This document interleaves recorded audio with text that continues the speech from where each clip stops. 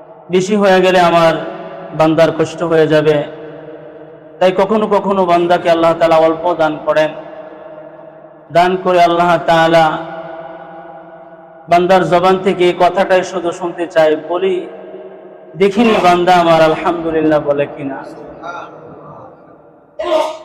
দেখিনি বান্দা আমার আলহামদুলিল্লাহ বলে কিনা। অল্প তুষ্টিতে মুমিনের গুণ, মুমিনের আলামত অল্প তুষ্টি। এজন্য বান্দা একমাত্র মালিকেরই শুকর গুজার করবে। তবে হ্যাঁ, দুনিয়াতে কেউ যদি কারো উপকার করে, কল্যাণের কাজ করে, মুহাম্মদ নবী সরকার দু আলম নবী, দু জাহানের বাদশাহ পয়গম্বর মুহাম্মদুর রাসূলুল্লাহ সাল্লাল্লাহু আলাইহি ওয়াসাল্লাম তিনি বলছেন, মাল্লাম ইয়াশকুরিন নাস ফাইল্লাম ইয়াশকুরিল্লাহ। যারা মানুষের শুকরিয়া আদায় করতে জানে না, তারা আল্লাহ পাকেরও শুকরিয়া আদায় করতে জানে না। এজন্য মানুষ যখন উপকার করে, মানুষ যখন ভালো পথ দেখায়, তখন ওটার শুকরিয়া আদায় করতে হয়। এজন্য আমরা মাঝে মাঝে বলি, জাযাকুমুল্লাহু খায়রান, আল্লাহ তাআলা তোমাকে এর চাইতে উত্তম জাযা, কল্যাণ, মঙ্গল আল্লাহ তাআলা তোমাকে দান করুন। তো মানুষের যে বিষয়টা হচ্ছে, মানুষের শুকরিয়া আদায় করা। রাসূল বলছেন যে মানুষের শুকরিয়া আদায় করলো না, সে আল্লাহ পাকেরও শুকরিয়া আদায় করে না। হ্যাঁ, যার দিলের ভিতরে শুকরিয়া বেশি, যার দিলের ভিতরে আল্লাহ পাকের মহত্ব, আধিপত্য, গুণত্ব যত বেশি হয়, মানুষের জন্য তার টান, তার ভালোবাসা তত বৃদ্ধি হয়। আল্লাহ পাক বলছেন, ওয়ালাকাদ কাররামনা বিনি আদম। আল্লাহ পাক শুধু এই আদম জাতিকে, এই আদমের সন্তানদেরকে আল্লাহ তাআলা শুধু সম্মানিত করছেন। আল্লাহ পাক আর কাউকে সম্মানিত করে নাই। পশু পাখি সম্মানিত। আমাদের বাংলাদেশ সরকার দোয়েল পাখিকে 2 টাকার মধ্যে লিপিবদ্ধ করছেন, দ্বারস্থ করছেন। এজন্য কি দোয়েল পাখির দাম বেড়ে গেছে? ইলিশ আমাদের জাতীয় মাছ, তাকে জাতীয়ভাবে উপাধি দিচ্ছে বিদায় কি ইলিশ দামি হয়ে গেছে? ঠিক তদ্রুপ বারে আল্লাহ তাআলা বলেন, আমি কাউকে সম্মানিত করি নাই, শুধু আদম সন্তান, আদম মানুষকে আমি আল্লাহ তাআলা সম্মানিত দান করেছি। তো মানুষ হিসাবে আমাদের সকলের একটা দাম আছে, আছে কি নাই? মানুষ হিসাবে আমাদের একটা দাম।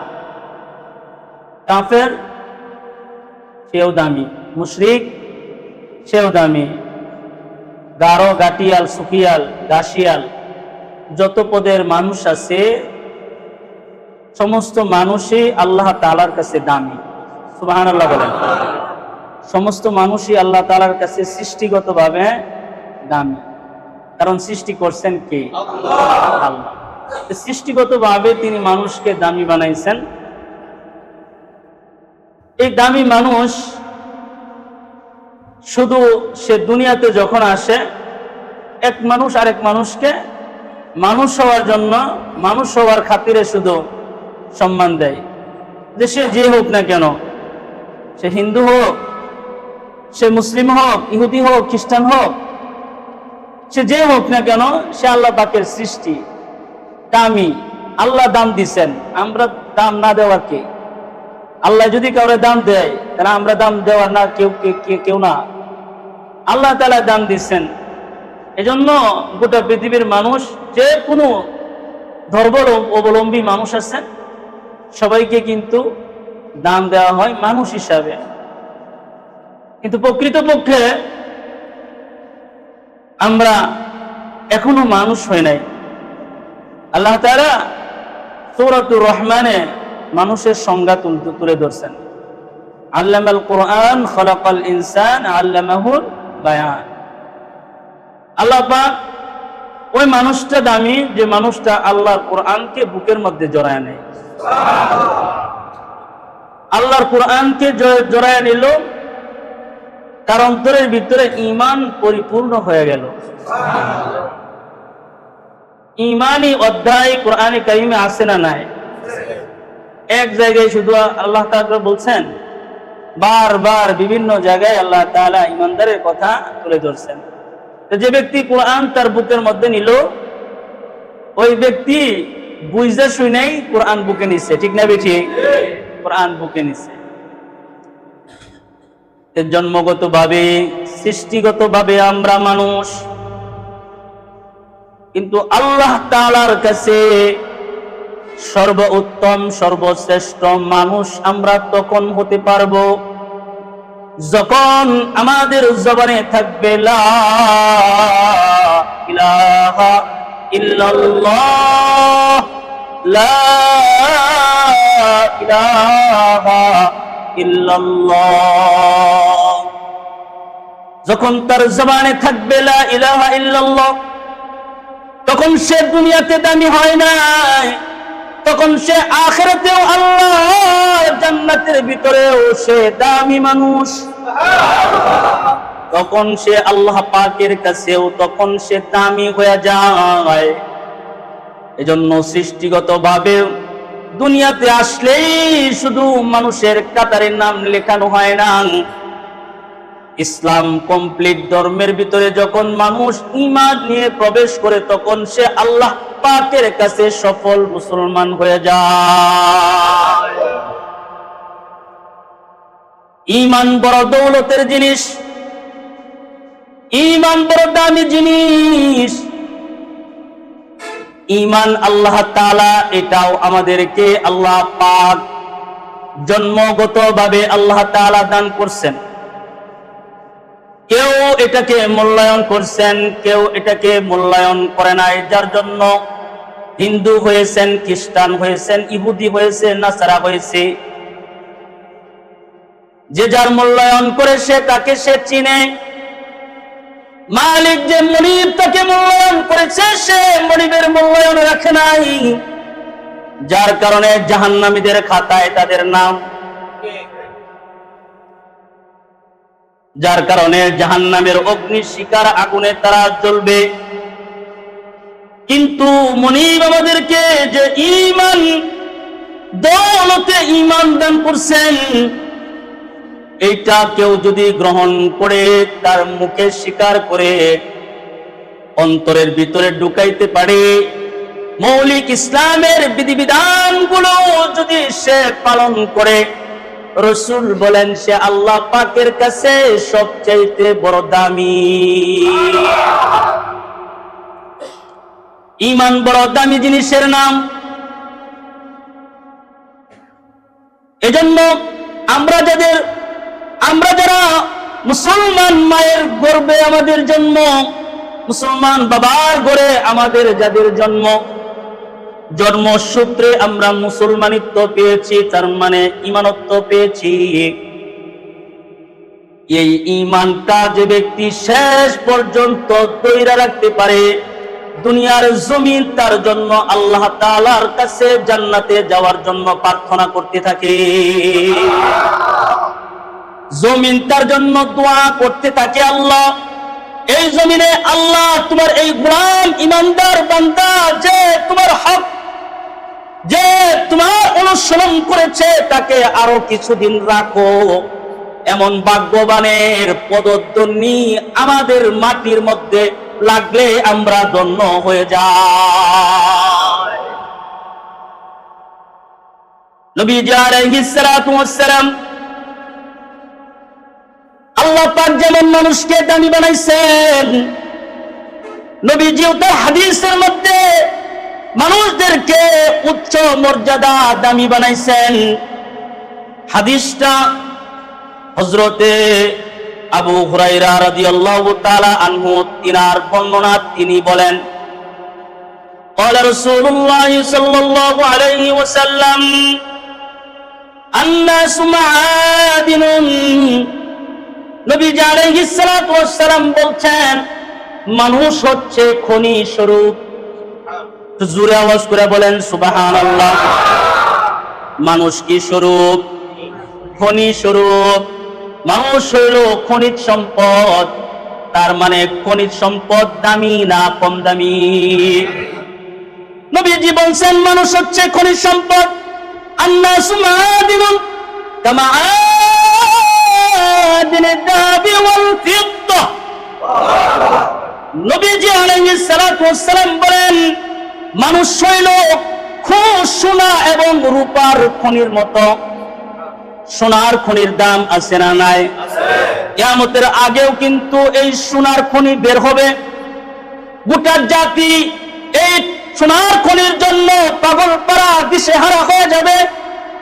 বাপ তার সন্তানকে চিনবে না, ছেলে তার সন্তানকে চিনবে না, তলোয়ারের মাথার মধ্যে তার গর্দান, তার জানতা রাখবে, লোভ চলে আসবে।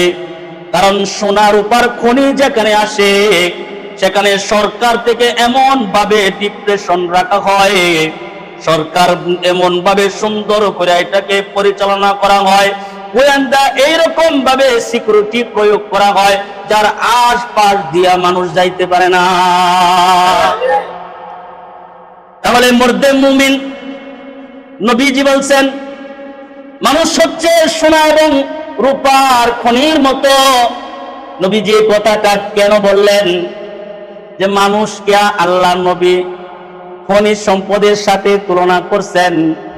কারণ মানুষের একটা চোখ, একটা কান, একটা দাড়ি, একটা ঠোঁট, একটা অঙ্গুলি পর্যন্ত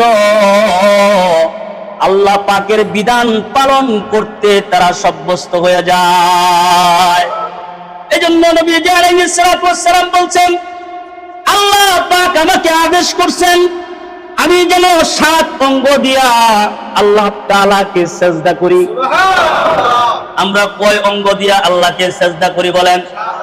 আর জোরে বলেন কয় অঙ্গ? এটা বইনা রাখবেন। 7 অঙ্গ দিয়া আমরা আল্লাহ তাআলাকে সিজদা করি। কয়টা অঙ্গ? 7টা অঙ্গ দিয়া সিজদা করি। জন্য রাসূল বলছেন প্রত্যেকটা পাতায় পাতায়, প্রত্যেকটা রোগে রোগে, প্রত্যেকটা সিনায় সিনায় আল্লাহ পাক তার নূর ঢেলে দিবেন। প্রত্যেকটা জায়গা থেকে মানুষের জিকির বের হইতে থাকে। প্রত্যেকটা জায়গায় জায়গায় মানুষের দাম। শুধু এটা মানুষ হওয়ার কারণে নবী আলাইহিস সালাতু ওয়াস সালাম বলছেন এই মানুষটা কখন সে সর্বোত্তম হবে? নবীজি আলাইহিস সালাতু ওয়াস সালাম সেটাও বলে দিয়েছেন, খিয়ারুহুম ফিল জাহিলিয়াতি ওয়া খিয়ারুহুম ফিল ইসলাম। সুবহানাল্লাহর আওয়াজ কি এত আসতে হয়নি? আমি যখন আলোচনা করতে যাই মাহফিলে তখন বুক ফুলায়া আমি বলি আমার মসজিদের যে একটা মুসল্লি আল্লাহ পাক মনে হয় তাদের সিনার ভিতরে এমনি নূর আল্লাহ পাক ঢাইলা দিয়েছে। কারণ নাইলে এদের অন্তরের ভিতরে সুবহানাল্লাহ এত। আমাকে অনেক সময় ভিডিও যে জারি করে হুজুর আপনার মসজিদের সুবহানাল্লাহর আওয়াজটা একবার থম থম হয়ে ওঠে। আমি বলেছি এদের একটা বয়ানের আলো এদের দিলের ভিতরে আল্লাহ পাক ঢুকাইছেন। আমি যদি এদেরকে যদিও না বলি তারপরেও সুবহানাল্লাহর আওয়াজ পদধ্বনিত হয়ে রাস্তা পর্যন্ত ছড়ায়া যায়। কথা বলেন ঠিক না বেঠিক? ঈমান মজবুত আছে না নাই? আর আওয়াজ করে বলে আছে না নাই? নবীজি বলছেন কোন মানুষটা সর্বোত্তম? কারণ মানুষের ভিতরে তো মানুষ সোনা রূপার খনির মতো। সোনার একটা দাম আছে, রূপার একটা দাম আছে, ঠিক না বেঠিক? সোনার আলাদা দাম, আবার রূপারও আলাদা দাম, ঠিক না বেঠিক? সোনার দাম আলাদা, রূপার দামও আলাদা, কিন্তু খনি হিসাবে দুটোটাই মূল্যবান। নবীজি বলছেন খিয়ারুহুম ফিল জাহিলিয়াতি ওয়া খিয়ারুহুম ফিল ইসলাম। জাহিলিয়াতের যুগে যারা উত্তম ছিল তারাই এখন বর্তমান ইসলামে উত্তম। সুবহানাল্লাহ। কারণ জাহিলিয়াতের জামানায় সাহাবায়ে কেরাম ছিলেন কি ছিলেন না? হযরত ঈসা আলাইহিস সালাতু ওয়াস সালাম দুনিয়া থেকে আল্লাহ পাক যখন তাকে উঠায় নিলেন, পরবর্তী 6000 বছর পর্যন্ত এই পুরাটা বছর নবী বিহীন ছিলেন, যার কারণে জাহিলিয়াতের যুগ হয়েছিল, অন্ধকার যুগ এসেছিল। অন্ধকার এই যুগের ভিতরে আলো বিলিয়ে দেওয়ার মতো কোনো মানুষ ছিল না, যার কারণে এটাকে অন্ধকার যুগ বলা হয়। এই অন্ধকার যুগে যারা গুনাহ করে নাই, গুনাহ থেকে বেঁচে ছিল, তারা ইসলামের মধ্যে সর্বোত্তম ব্যক্তি। আমাদের এই যে সমাজটা আছে, আমাদের এই সমাজও কিন্তু জাহিলিয়াত ছাড়া গেছে, ঠিক না বেটি? সন্তান তার বাবারে কুবাই, বাবা সন্তানকে কুবাই, বাতিজা একটু জমির জন্য চাচার চোখ উঠায় ফেলায়। জোরে আওয়াজ করে বলেন ঠিক না বেটি? মা বাবারে একটু নিশা টাকার জন্য একবারে গর্দান গলা কাইটা বাড়ি থেকে পলায় বেড়ায়, ঠিক না বেটি? এটা একটা জাহিলিয়াতের যুগ, যে যুগে সন্তান তার বাপকে চিনে না, বাপ তার সম্পদের কারণে সন্তানকে চিনে না। এটা একটা জাহিলিয়াতের যুগ। এই যুগেও যুবকরা মদ খায়, এই যুগেও যুবকরা গাঞ্জা খায়, এই যুগেও যুবকরা হিরোইন খায়, এই যুগেও মুসলমানের সন্তানেরা হিরোইন খায়, এই যুগেও মুসলমানের সন্তানেরা বিড়ি টানে, গাঞ্জা খায়, ঠিক না বেঠিক? কিন্তু এই যুগের ভিতরে অনেকে আছে যে গাঞ্জা সামনে দিয়ে যায় কিন্তু গাঞ্জা টানে না। আর একটু জোরে বলে নাও। এমন কিছু মানুষ আছে যে মানুষ গাঞ্জা তার সামনে দিয়ে যায়, মদ তার সামনে দিয়ে যায়, কিন্তু সে স্পর্শ করে না। এমন যুগ আছে দুই বন্ধু একসাথে লেখাপড়া করে, এক বন্ধু বেঞ্চন টানে, গোল্লিপ টানে, তারপরে স্টার বিল্ডার টানে, তারপরে একটা পাইলট টানে, কিন্তু কাছের বন্ধু এটার কাছে দাঁড়িয়েও থাকে না, ঠিক না বেঠি?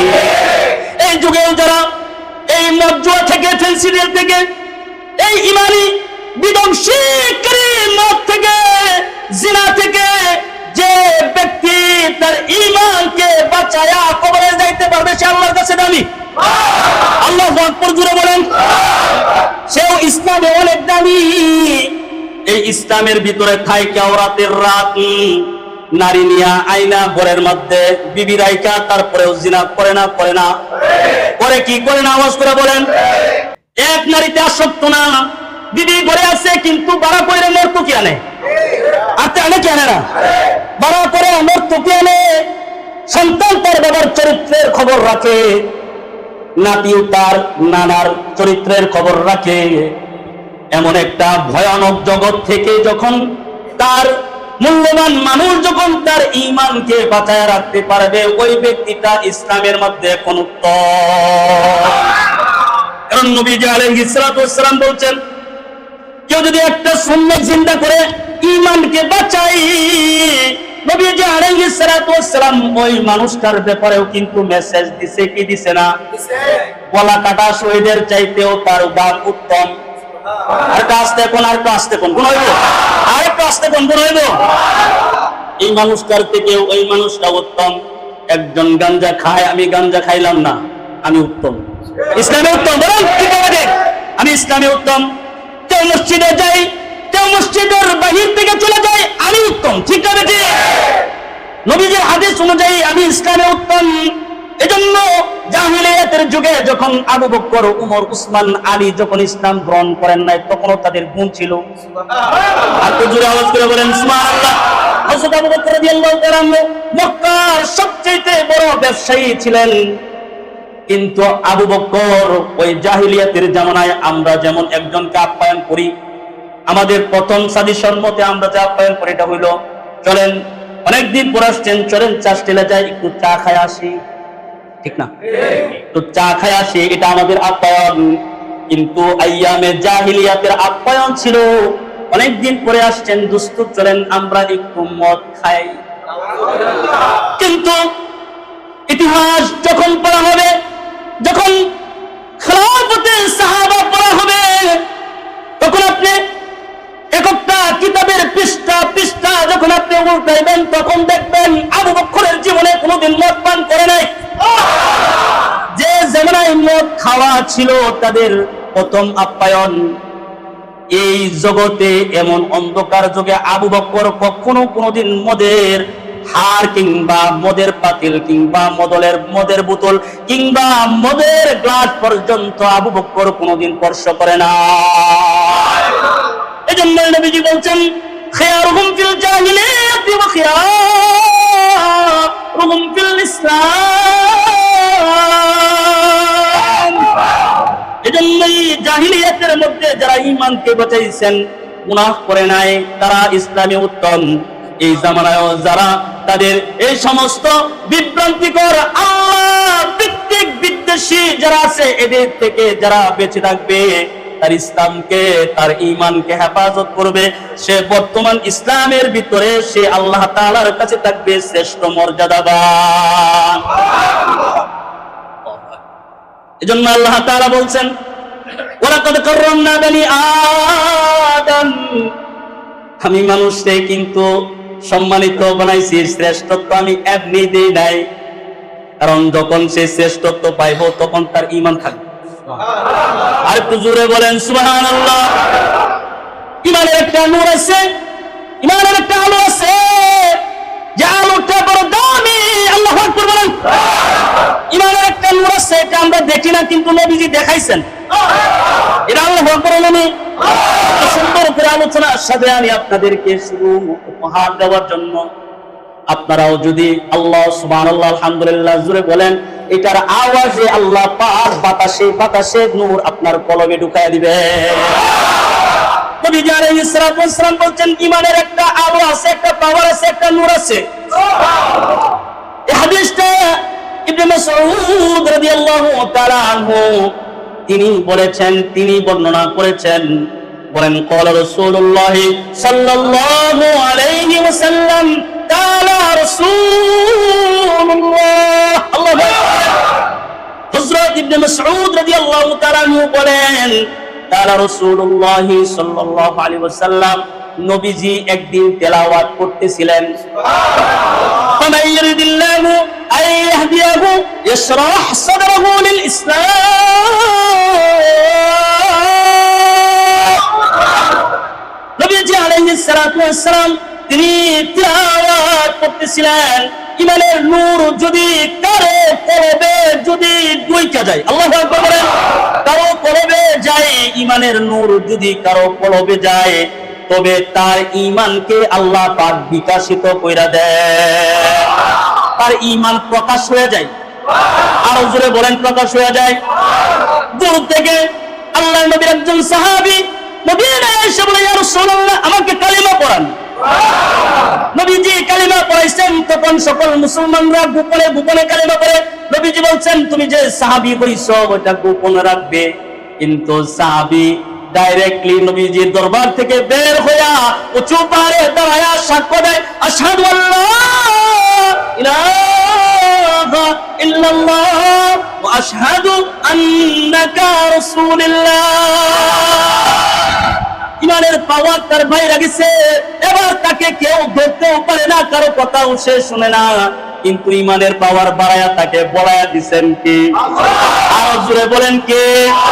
আল্লাহ তারে বড়ায়া দিবেন। সাহাবী জোরে জোরে কালিমা পড়ে মক্কায় কাফেররা কয়, এই যে চক্রান্ত শুরু হইছে, দৌড়া তাকে মারে, তারপরেও বলে আহাদ আহাদ আহাদ আমার আল্লাহ। ঈমানের নূর তার বিকশিত হয়ে যায়। কারো ঈমানের নূর যদি কারো কলবের ভিতরে ঢুইকা যায়, আল্লাহ পাক তাকে দুনিয়ার মধ্যে চিনায় পরিচিত বানায় দেয়, তাকে আল্লাহ পাক পরিচিত বানায় দেয়। ঈমানের নূর ছিল আহমদ শফি, আল্লাহু আকবার। জুনাইদ বাবুনগরকে হাজার বার আক্রমণ করছে, জুনাইদ বাবুনগরকে বারবার কারাদণ্ড হইতে হয়েছে, জুনাইদ বাবুনগরকে টর্চার করা হয়েছে, তারপরে ঈমানের এক বিন্দু থেকে একবারও পিছু পাওয়া হয় নাই। এটার নাম হলো ঈমানদার। আহমদ শফিরে আল্লাহ তাআলা পরিচয় করেছে কিনা? আরে উনি হাফেজের একজন মুহাদ্দিস, শাইখুল হাদিস, বুখারীর উস্তাদ, কিন্তু অনেক দিন হয়ে গেছে তার কোনো নাম নাই, কেউ তারে চিনে না। কিন্তু হেফাজতে ইসলাম, যখন ইসলামের হেফাজত নামে যখন দল বের হইল, দলটা বের হইতে দেরি হইছে, আহমদ শফিকে আল্লাহ পাক মানুষের সামনে প্রকাশ করতে দেরি করে না, ঠিক জানে ঠিক। তখন আহমদ শফিরও চিনে কেন? ইসলামের জন্য হেফাজতকারী, সুবহানাল্লাহ। তার মানে ইসলামের হেফাজতকারী মানে ঈমানের হেফাজতকারী, কথা বলা ঠিক না? যখন তারা তাদের গলা উঁচু করে দাঁড়াইছে, তখন এই মুসলমানরা ইসলামের পক্ষ ওদের গলা ধরে চাইপা ধরছে, যার কারণে যুগে যুগে যুগে যুগে উলামায়ে কেরাম মায়ের খাইছে, জেল খাচ্ছে, তারপরে ইমানের এক বিন্দু চুট থেকে তারা একবার পিছু পা হয় না।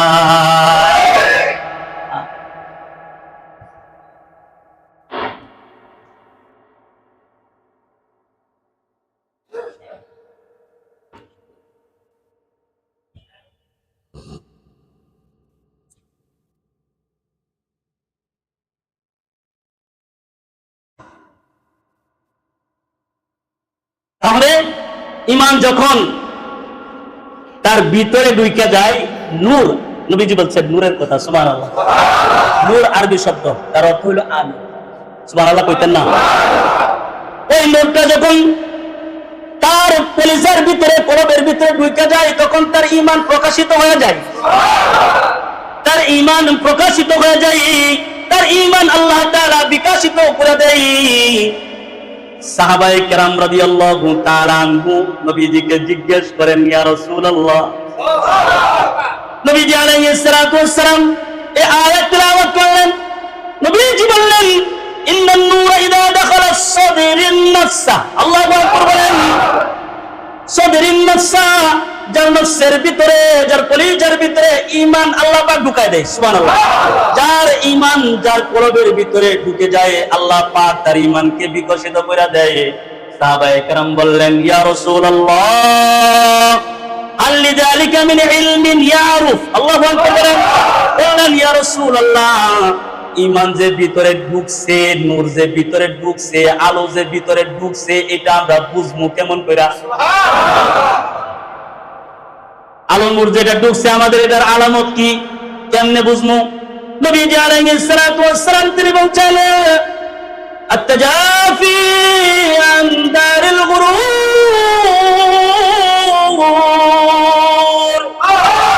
আর একটু জোরে বলেন আল্লাহু আকবার। নবীজি আলাইহিস সালাতু ওয়াস সালাম বলেন, একটু ভালো করে বুঝবেন, যার অন্তরে আল্লাহ পাক নূর ঢুকায়া দেয়, যার অন্তরের ভিতরে আল্লাহ তাআলা প্রেম ঢুকায়া দেয়, মুহাব্বত ঢুকায়া দেয়, দুনিয়া থেকে তার অন্তর একবারে বিচ্ছিন্ন হয়ে যায়। হাদিসের কিতাবের মধ্যে এটা সারমর্ম আসছে, আল্লাহু আকবার বলেন, সারমর্ম আসছে, দুনিয়ার প্রয়োজন যতটুকু তার দরকার, এতটুকু রাইখা সে দুনিয়ারে বিচ্ছিন্ন করে। আরেকটু জোরে বলেন, দুনিয়ার যতটুকু তার দরকার এতটুকু রেখে সে দুনিয়াকে বিচ্ছিন্ন করে, দুনিয়া থেকে তার তাল্লুক সে সরায় দেয়, সুবহানাল্লাহ। রহে দুনিয়া পে লেকিন, রহে দুনিয়া মে লেকিন, বিলকুল দুনিয়া সে বেতাল্লুক, ফিরে দরিয়া পে হর দিনা কপুরু কো লাগে পানি। যার সম্পর্ক ইমানের সাথে হয়ে যায়, যার অন্তর ইমানের নূরে বইরা যায়, তখন তার দুনিয়ার পদদন্ডিতে, দুনিয়ার মর্যাদার মধ্যে তার কোনো নাম রাখলেও কষ্ট নাই। দুনিয়াতে আমি সভাপতি যদি আমার নামের আগে না দেয়, তাতে আমার কোনো আফসোস নাই, ঠিক না? আরো জোরে বলেন, আমি এসআই, আমার কেউ যদি এসআই নাও বলে আমার কোনো মনে দুঃখ নাই। কেউ যদি আমাকে ডিসি না বলে, আমার অন্তরের ভিতরে তার জন্য কোনো বিদ্বেষ নাই। কেউ যদি আমার চেয়ারম্যান না বলে, তাতেও আমার কিছু যায় আসে না, কারণ এটা পদবী, আমি এগুলো একটাও চাই না। আল্লাহ আমার জন্য মুমিন কালিমাওয়ালা মর্দে মুসলমান হিসাবে আমার নাম তার দপ্তরে গোলাম হিসাবে উঠাইছেন। আমাকে কেউ যদি বলে আল্লাহর গোলাম, এর চাইতে আমার আর কোনো বড় পরিচয় নাই। দুনিয়ার পদ পদবী তার কাছে এটা একবারে তুচ্ছ মনে হবে। দুনিয়ার পদ পদবীর সাথে তার কোনো তাল্লুক সে রাখবে না। দুনিয়ার যতটুকুন হাজত পূরণ দরকার, জরুরত দরকার, এতটুকুন বাদ দেয়া সে দুনিয়াকে একবারে লাথি মেরে তাড়ায়া দেয়। রহে দুনিয়া মে লেকিন বিলকুল ইস দুনিয়া সে বেতাল্লুক করে, দরিয়া পে হর জিনা কাপুরু কু লাগে পানি। মনে করেন একটা মানুষ সে সাগরের উপর দিয়া হাঁটতেছে, সাগরের উপর দিয়া সে চলতেছে, নদীর উপর দিয়া সে হাইটা যাইতেছে। মনে করেন তার পায়ের পাতায় যেমন পানি লাগে না, ঠিক যারা ঈমান ওয়ালা মুসলমান তারা দুনিয়াতে থাইকা আল্লাহ আল্লাহ ছাড়া কিছু বুঝে না। আল্লাহ আল্লাহ আমার, আল্লাহ আমার সব। এজন্য বলছিলাম হাসবুনাল্লাহু ওয়া নি'মাল ওয়াকিল, আমার আল্লাহ আমার জন্য, আমার আল্লাহ আমার জন্য। তখন সে বলবে আমার আল্লাহ আমার জন্য যথেষ্ট। দুনিয়ার বাড়ি গাড়ির দিকে তার কোনো নজর নাই, দুনিয়ার প্রাসাদের দিকে তার নজর নাই, তার নজর শুধু থাকবে জান্নাতের দিকে। দুনিয়াতে সে থাকবে কিন্তু নজর থাকবে জান্নাতে। দুনিয়াতে থাকবে সে কিন্তু তার নজর থাকবে কই? তার নজর থাকবে জান্নাতে। সাহাবায়ে কেরাম প্রশ্ন করলে নবীজি বলছেন যার সম্পর্ক দুনিয়ার সাথে নাই, যখন দেখবা মানুষটা দুনিয়াদারি না, মসজিদে আসে, মসজিদ থেকে বের হয়ে যায়, প্রয়োজন যতটুকু দরকার ওইটা নিয়ে আসে, খুশি হয়ে যায়, আর কোন লোভ লালসা তার ভিতরে নাই, তখন বুঝবা ওই লোকটা, সুবহানাল্লাহ কইতেন না, তখন বুঝবা ওই লোকটার ভিতরে আল্লাহ তাআলা নূর একবারে ঢুকায় দিয়েছে। আরেকটু জোরে। তখন বুঝবা তার ভিতরে ঈমান আছে, ঈমান আছে, পাক্কা ঈমানদার, পাক্কা ঈমানদার। আল্লাহু আকবার। তখন বুঝবা তার দিলের ভিতরে ঈমান আছে, সে এখন পাক্কা ঈমানদার। যদি বলেন মিথ্যা হবে না, নবীজির হাদিস মতে সে যদি এই কাজগুলো তার ভিতরে থাকে তাহলে বুঝবেন সে দুনিয়ার জমিনে একবারে পাক্কা ঈমানদার। এই মানুষটা মরবে, এই মানুষটা শুধু মরবে, খালি চোখটা বন্ধ করবে, রূহটা খালি বের হইব, রূহটা বের করতে দেরি হইব, আল্লাহ পাক সাত আসমানে তার রূহটাকে উঠায়া আল্লাহ পাক ইল্লিনে রাখতে দেরি করবে না।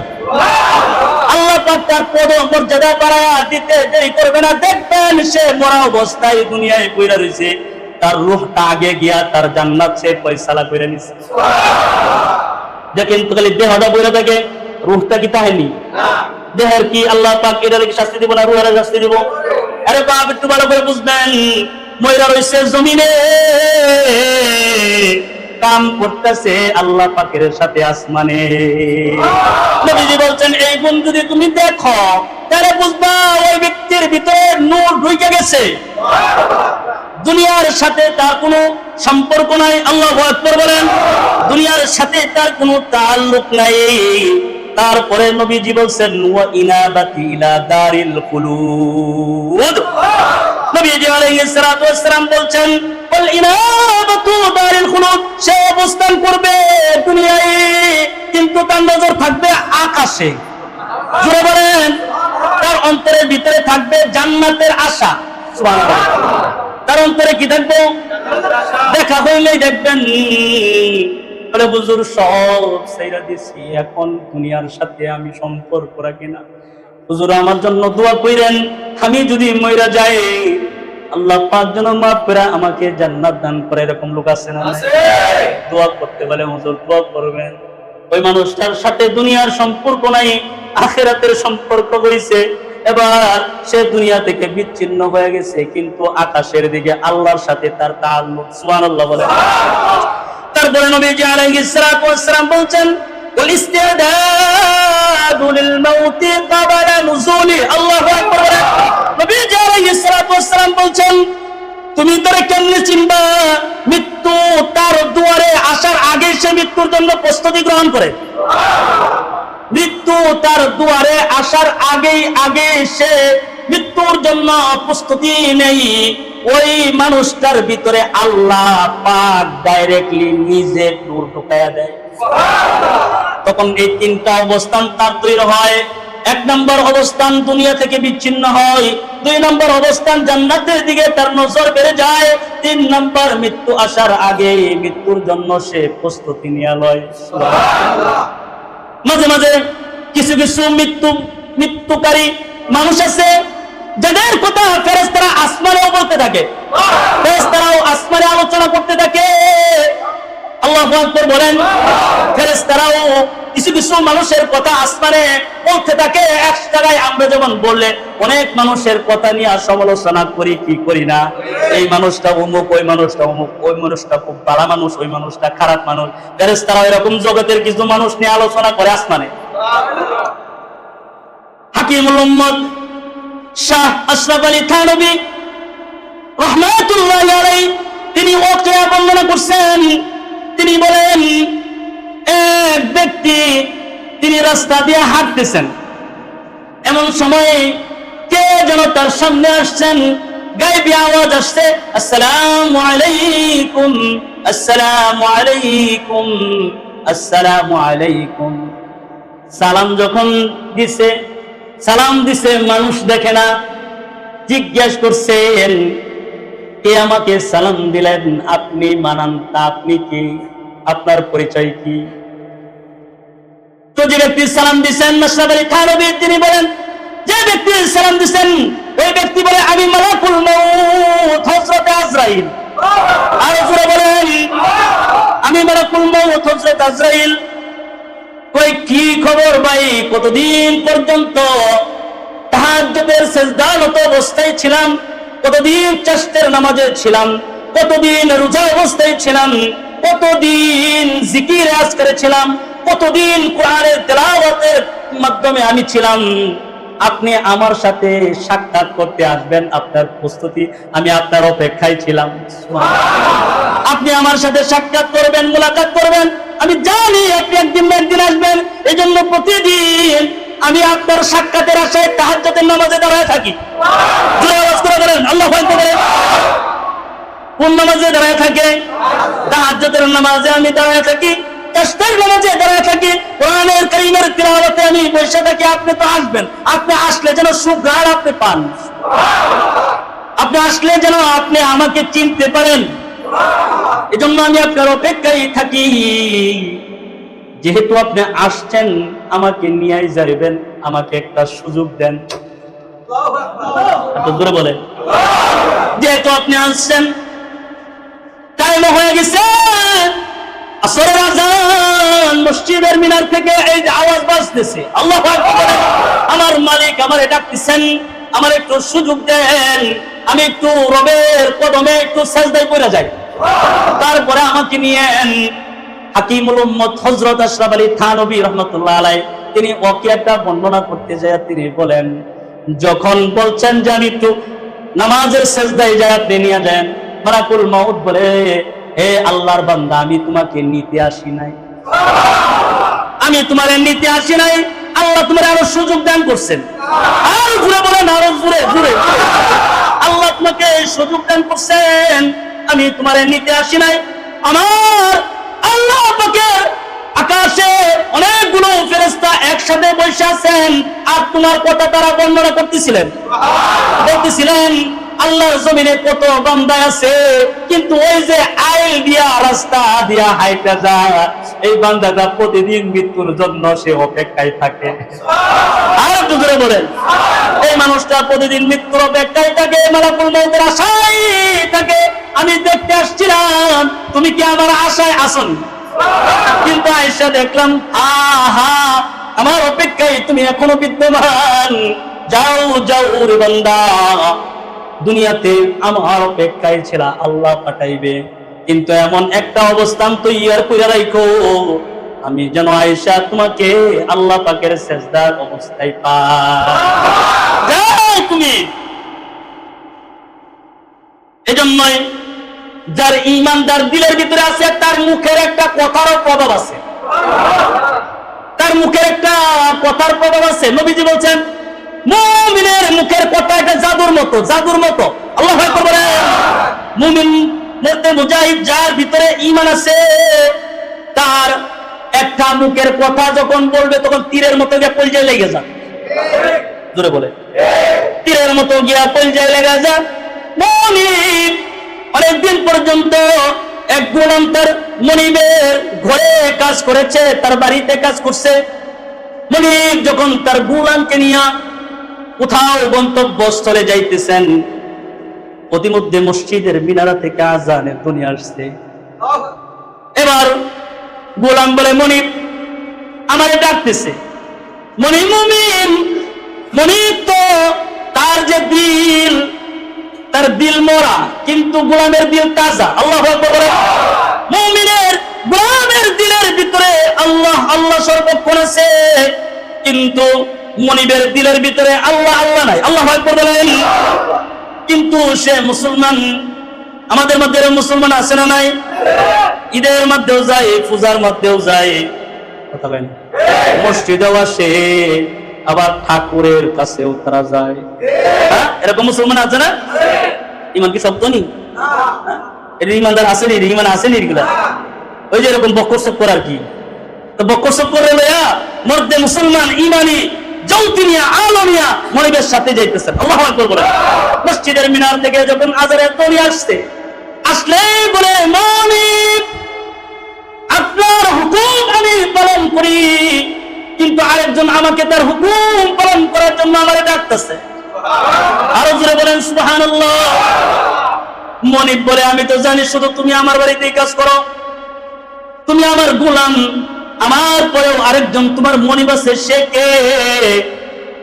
বলতেছে আপনি তো আমার দুনিয়ার কিছু দিনের মনিব, কিন্তু আমার আরেকটা মনিব আছে, যে মনিবের নাম মনিবে হাকিকি। আরো জোরে আওয়াজ করে বলেন সুবহানাল্লাহ। আমার আরেকজন মনিব আছে, যে মনিবের নাম মনিবে হাকিকি, সে আমারে ডাকতেছে। আল্লাহু আকবার বলেন। দেন না, দেন না, একটু আমাকে সুযোগ করে দেন, আমি যেন গিয়ে একটু সাজদা করতে পারি, আমি আমার মালিককে, আমার আল্লাহকে, আল্লাহ সুবহানা রাব্বিয়াল আলা, আমার আল্লাহকে আমি যেন একটু ডাকতে পারি। দেন না, একটু ছুটি আমারে দেন। আল্লাহ কথাটা যখন গোলামের জবান দিয়া বের হইছে, ওই মনিবের কলজার ভিতরে আল্লাহ পাক আল্লাহ নামটা পেট করে দিছে। মনিব এবার দাঁড়ায় দাঁড়ায় কাঁপনি শুরু হয়ে গেছে, কাঁপতেছে কাঁপতেছে। আল্লাহু আকবার বলেন। মনিব এবার কাঁপা শুরু করে দিছে। গোলাম দেখে মনিব কাঁপে, কাঁপেন কেন? কি নাম একটা তুমি বলছো, যে নামের এক পেট আমার কলিজার ভিতরে ঢুকে গেছে, তাড়াতাড়ি যাও, তাড়াতাড়ি যাও, তোমার মনিবকে সাজদা করো। আল্লাহু আকবার। তাড়াতাড়ি যাও, আমি এখানে দাঁড়ায় আছি, তুমি কিন্তু দেরি করবে না, দ্রুত নামাজ পড়ে চলে আসবা, গন্তব্য অনেক দূর। গোলাম চলে গেছে মসজিদে, অনেকক্ষণ সময় হয়ে গেছে, মনিব মসজিদের দিকে তাকায় রয়েছে। সমস্ত মুসল্লিরা নামাজ পড়ে বের হয়ে গেছে, কিন্তু ওই গোলাম বের হয় না। বাহির থেকে মনিব ডাক দিছে, গোলাম তাড়াতাড়ি বের হও, গন্তব্য অনেক দূর দূর হয়ে যাইতেছে, দেরি হয়ে যাইতেছে, তুমি তাড়াতাড়ি করে আসো। বলে ও মনিব, আমি যার কাছে সাক্ষাতের জন্য আসছি, সে আমাকে তার প্রেমের জালে আমারে রশি দিয়া বাঁধা রাখছে। আমি যার কাছে সাক্ষাৎ করতে আসছি, সে তো প্রেমের জালে, ভালোবাসার জালে, মুহাব্বতের জালে রশি দিয়ে আমারে আটকাইছে, আমি কেমনে আসি? আল্লাহু আকবার বলেন। ওই সবাই তো বের হয়ে গেল, কাউরে তো রশি দিয়ে আটকাইলো না, তোমারে কে আটকাইলো? সে কে? ওই যে আল্লাহ আপনারে মসজিদের বাইরে দাঁড়ায় রাখছে, ওই আল্লাহ আমাকে তার ঘরের মধ্যে নিয়ে সেজদা অবস্থায় বাইরে রাখছে। যে আল্লাহ তোমার বাইরে দাঁড় করে রাখছে, ওই আল্লাহ আমার বাইরে রাখছে। আল্লাহু আকবার। কথা একটা এক আছে, এটা কলিজা পর্যন্ত ঢুকে যায়। এজন্য নবীজি আলাইহিস সালাতু ওয়াস সালাম একদিন বাগানের ভিতরে তিনি একটু বিশ্রাম নিতেছিলেন, একটা গাছের নিচে তিনি হেলান দিয়ে একটু শুয়েছিলেন, তিনি ঘুমিয়ে গেছেন। এমন সময় একজন ইহুদি আসতেন। ইহুদি আয়েশা নবীজির সামনে নাঙ্গা তলোয়ার নিয়া নবীজির সামনে দাঁড়াইছেন। নবীজির সামনে দাঁড়ায়া বলে, হে মুহাম্মদ, আজকে আশেপাশে কেউ নাই, তোমার বাঁচানোর তোমার কোনো সাহাবীও নাই, তোমার প্রিয় বন্ধু বান্ধব নাই, আজকে আজকে আমার হাত থেকে তোমাকে কে বাঁচাবে? আল্লাহু আকবার বলেন। আজকে আমার হাত থেকে নাঙ্গা তলোয়ারের নিচ থেকে তোমারে কে বাঁচাবে? আমি বাঁচানে ওয়ালা ছাড়া তোমার কোনো বাঁচানে ওয়ালা নাই। নবীজি আলাইহিস সালাতু ওয়াস সালাম বলেন, ও ইহুদি, একা একা পাইছো, একা একা আসছো আমাকে দুনিয়া থেকে বিদায় করে দেওয়ার জন্য। তুমি বলেছো তুমি ছাড়া আমার কোনো রক্ষাকারী নাই, আমার একজন রক্ষাকারী আছেন, তিনি হলেন আল্লাহ। আল্লাহ শব্দটা যখন নবীজি উচ্চারণ করছে, উচ্চারণ করতে দেরি হয় না, ইহুদির কলিজার ভিতরে ঢুকে পড়ছে।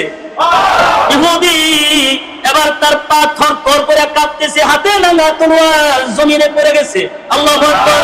নবীজি আলাইহিস সালাতু ওয়াস সালাম তলোয়ারটা নিজের হাতে লইছেন, নিজের হাতে লইয়া পর্দানের সামনে ছুরিটা লাগায়া বলে, বলো তো বলেছিলে তুমি ছাড়া আমাকে বাঁচানেওয়ালা কেউ নাই, আজকে আমার নাঙ্গা তলোয়ারের হাত থেকে তোমাকে কে বাঁচাবে?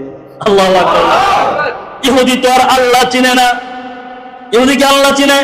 ওই তোর আল্লাহ চিনে না। বলে মুহাম্মদ তুমি একমাত্র আমাকে বাঁচাতে পারো, চাইলে তুমি আমাকে ক্ষমাও করে দিতে পারো। মুহাম্মদুর রাসূলুল্লাহ সাল্লাল্লাহু আলাইহি ওয়াসাল্লাম ইমানের আখলাক দেখাইছেন, ইমানের আলো তারে দেখাইছেন। ইমানের আলো যখন নবীজির জবান থেকে বের হয়ে গেছেন, নবীজির সাথে সাথে ইমানের আলো ওই কাফেরদের দেখাইছেন। কেমনে কাফেরদের দেখাইছেন? নবীজি ক্ষমা করে দিয়েছেন। এটা ইমানের একটা নূর। আল্লাহু আকবার। এটা ইমানের একটা নূর, ইসলামের একটা নূর নবীজির মুখ থেকে যখন বিকাশিত হয়ে গেছে, ক্ষমা করে দিয়েছে। ইহুদি বলে আল্লাহ, আল্লাহু আকবার বলে, যে মানুষটারে কতল করতে আসছি এই মানুষটাও আমাকে নাকি আবার নাঙ্গা তলোয়ার থেকে আমারে আবার ছাড়াইয়া দেয়, আমাকে ক্ষমা করে দেয়। ইমানের নূর নবীজির মুখে যখন দেখছে, এবার বলে ইহুদি বলে মুহাম্মদ আমাকে কালিমা পড়ায় দেন, লা ইলাহা ইল্লাল্লাহ মুহাম্মাদুর রাসূলুল্লাহ সাল্লাল্লাহু আলাইহি ওয়াসাল্লাম। ইমানের নূর দেখছেন, ইসলামের নূর দেখছেন। এজন্য নবীজি আলাইহিস সালাতু ওয়াস সালাম বলছেন, যার অন্তরে ঈমান ঢুকে যায় এটা বিকশিত হয়ে যায়, প্রকাশ হয়ে যায়। তাহলে আপনি তিন কারণে বুঝতে পারবেন আপনার ভিতরে ঈমান। জোরে বলেন। আপনি বুঝবেন আপনার ভিতরে তিন কারণে ঈমান আছে, যে তিনটা কারণের কথা বলছি। কিন্তু আল্লাহ পাক কিয়ামতের পূর্বে ঈমানটাকে নিয়ে যাবে। কই নিয়ে যাবে জানেননি? নবীজি বলছেন কিয়ামতের পূর্বে ঈমানটারে আল্লাহ পাক মদিনায় লয়ে যাবে। সুবহানাল্লাহ। উফ, মদিনার কথা বললে কলজাটা ফাটতেছে। একবার যদি যাইতে পারতাম, একবার যদি যাইতে পারতাম, দুনিয়াতে আর কিছু চাওয়া পাওয়াই ছিল না। যদি একবার যাইতে পারতাম। আপনারা আমার জন্য দোয়া করবেন, আল্লাহ তাআলা যেন আমাকে মক্কা মদিনা যেন যাওয়ার তৌফিক দান করে। আমার জীবনের একটা আকাঙ্ক্ষা আছে, জানি না মালিক কবুল করবে কিনা। আমার আকাঙ্ক্ষা হইল মক্কা থেকে হিজরত করে যখন মদিনায় যাব, আল্লাহ পাক যেন মদিনায় আমার মৃত্যু দান করে। এটা আমার মনের আকাঙ্ক্ষা। মদিনায় থাকবার চাই, মদিনা রোজার পাশে যেন আমার কবরটা হয়, আশেপাশে আমি যেন হাসরের ময়দানে নবীজির সাথে উঠতে পারি। দিলের একটা তামান্না। আর যদি মালিক ছুটি দেয়, যদি তিনি ছুটি দেয় যে না যা আর কয়েকদিন থাকায় আবার ডাক দিন আইবি না, সুবহানাল্লাহ। অনেক ঘটনা আছে, যে ঘটনা বলা শেষ করা যাবে না। তো নবীজি আলাইহিস সালাতু ওয়াস সালাম বলছেন, হাদিসটি হযরত আবু হুরায়রা রাদিয়াল্লাহু তাআলা আনহু তিনি বর্ণনা করছেন। তিনি বলেন, আন্না রাসূলুল্লাহ সাল্লাল্লাহু আলাইহি ওয়াসাল্লাম লিয়ারিজু ইলাল মাদিনাতি কামা তারিজুল হাইয়াতা ইলা হুজুরিহা। নবীজি আলাইহিস সালাতু ওয়াস সালাম বলছেন, নিশ্চয়ই কিয়ামতের পূর্বে ঈমান মদিনার দিকে এইভাবে গুটিয়ে আসবে যেমন সাপ তার গর্তের দিকে গুটিয়ে যায়। সুবহানাল্লাহ। ঈমানটা এমন ভাবে গুটিয়ে যাইব, সাপ যেমন তার গর্তে ঢুকলে তার শরীরটারে যেমন গুটায়া তারপরে ভিতরে ঢুকে, মদিনাটা এই ঈমানটা আল্লাহ পাক মদিনাতে এরকম করে আল্লাহ তাআলা ঘুরে গুটায় নিয়ে যায়। সুবহানাল্লাহ বলে, তখন শুধু মদিনাতে ঈমান থাকবে।